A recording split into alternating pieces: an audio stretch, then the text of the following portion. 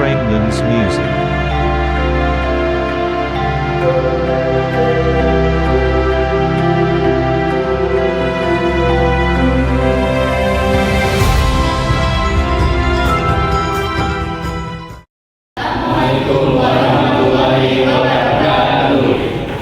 Perkenalkan, kami dari kelompok 2 dan akan menjelaskan apa saja yang ada peninggalan-peninggalan Jepang di Museum Asia Mandala. Perkenalkan, nama saya Nata Bestari.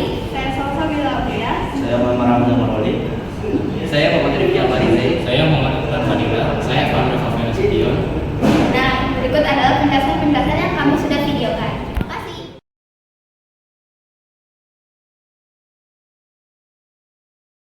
Saya akan menjelaskan apa itu BKR. Jadi BKR itu adalah Badan Keamanan Rakyat yang terbentuk dari mantan-mantan anggota PETA atau pembela tanah air. PETA ini dibentuk oleh Jepang pada tahun 1943 atas inisiatif Raden Gatot Mangkusarja untuk menghadapi Perang Asia Timur Raya dengan pihak pemuda Indonesia bergabung sebagai sukarelawan. Nah, selain pelatihan fisik, anggota PETA dihadirkan patriotisme. Namun pada 1944 Jepang merasa PETA lebih melayani kepentingan Indonesia. Dia berujung pada pemberontakan Supriyadi di Blitar pada tahun 1940.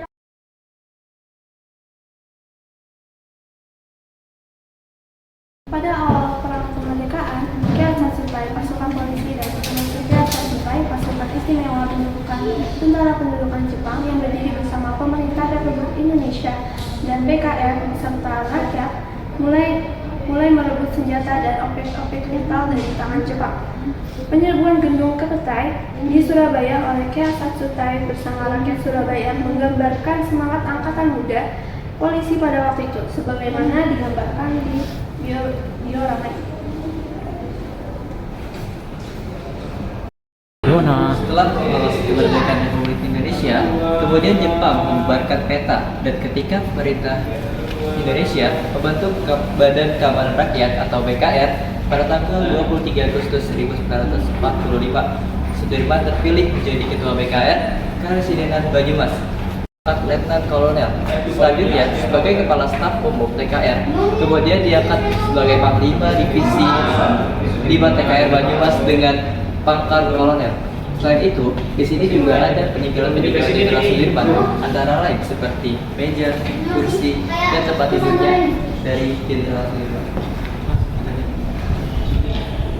Di sini saya akan menjelaskan sejarahnya tentang Presiden Soeharto. Di sini sejarahnya itu pada masa pendudukan Jepang ia pernah menjadi anggota pembela tanah air atau disebut dengan PETA dengan jabatan Sudancho atau komandan peleton. Kemudian jabatan naik menjadi Cudanco, komandan Kompi pada tahun 1944.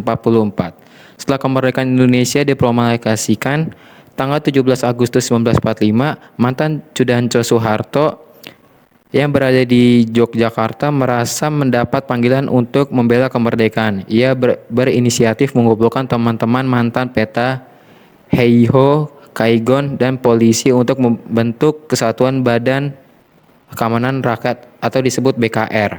Ya, kurang lebihnya seperti itu penjelasan dari Presiden Soeharto. Terima kasih. Oke, di sini kita berada di ruang dia Roma 2 yang dimana di sini ada dua peristiwa peninggalan Jepang.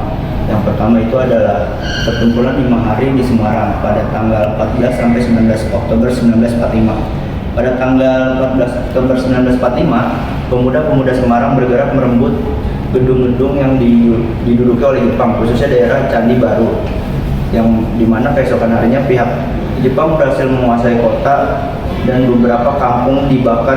Gubernur Jawa Tengah ditawan dan dipaksa untuk menyatakan menghentikan pertempuran.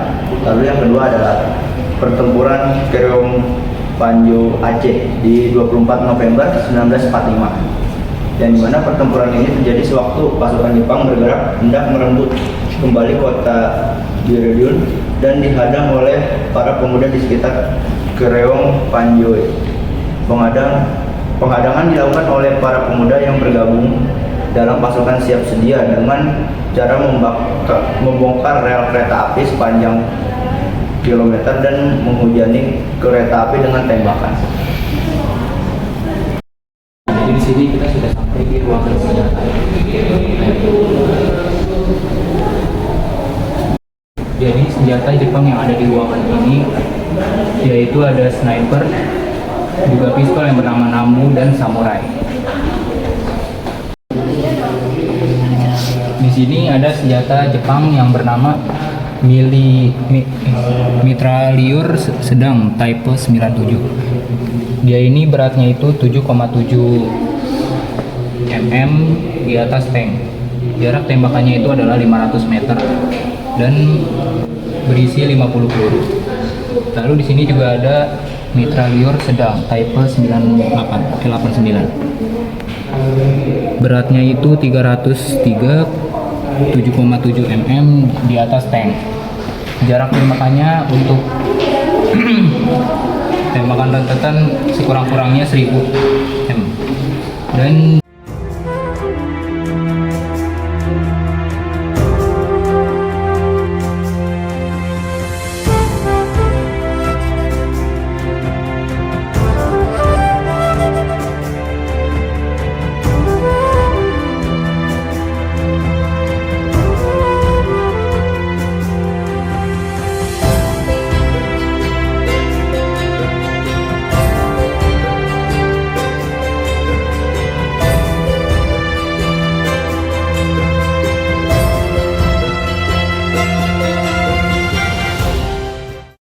Kedudukan Jepang di Indonesia, militer Jepang menerbitkan uang invasi baru yang berbeda bersama dengan uang di Javaska. Nah, bank-bank yang ada di Indonesia yang terbuat dari Belanda dan juga Inggris ditutup dan digantikan oleh Jepang. Setelah Jepang menyerahkan syarat, uang kas tersebut kemudian digunakan untuk dana modal Yayasan Pusat Bank Indonesia.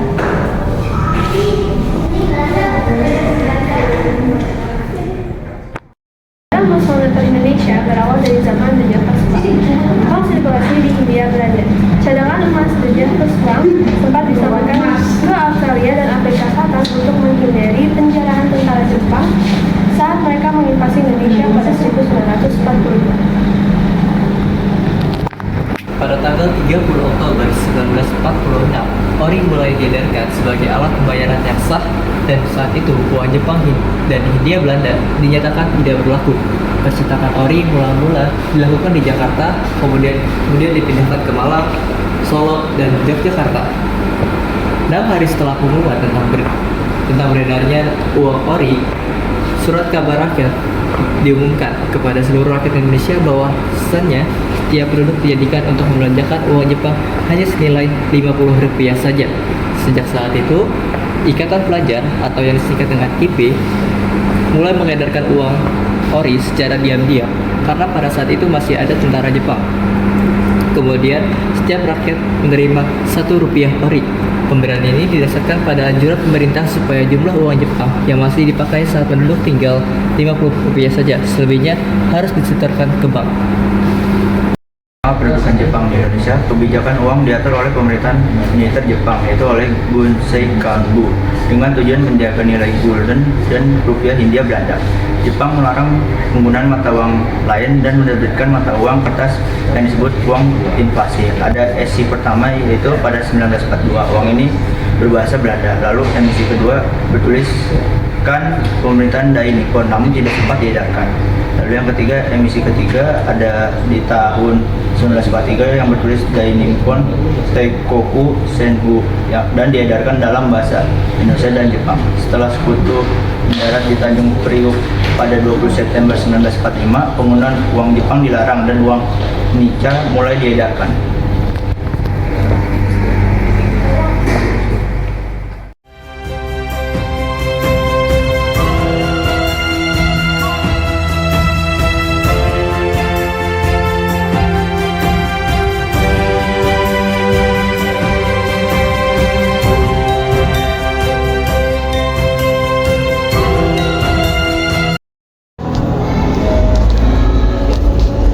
Di sini ada botol keramik. Botol keramik diproduksi secara massal di Arita, Jepang.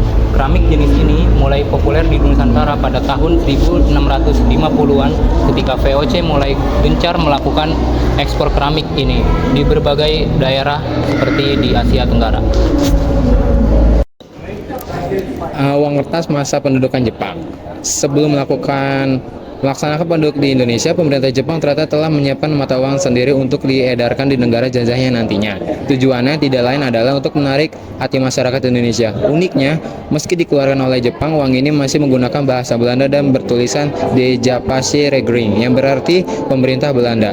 Setahun kemudian, tepatnya pada tahun 1943, pemerintahan Jepang mengeluarkan uang baru menggunakan askara Latin dengan hiasan khas Nusantara seperti wayang manusia, Wisnu di atas Garuda, dan rumah di Minangkabau. Sejak pembentukan Gemeente Batavia pada 1905, The Oude Stadhuis atau Balai Kota Tua berfungsi menjadi pusat administrasi Batavia sebelum kini menjadi museum. Di masa VOC dan Hindia Belanda, gedung ini berfungsi sebagai tempat pemerintahan, pengadilan, catatan sipil, dan peribadatan pada hari libur. Gedung ini kemudian beralih fungsi sebagai kantor residen Jawa Barat sampai 1942 ketika tentara Jepang menggantikannya sebagai pusat logistik. Setelah kemerdekaan, bangunan ini kembali menjadi kantor pemerintahan Provinsi Jawa Barat dan markas Komando Militer Satu Kota sampai 1961. Pada 1970, Gubernur Ali Sadikin menetapkannya sebagai cagar budaya dan menjadikan Museum Sejarah Jakarta pada 30 Maret 1974.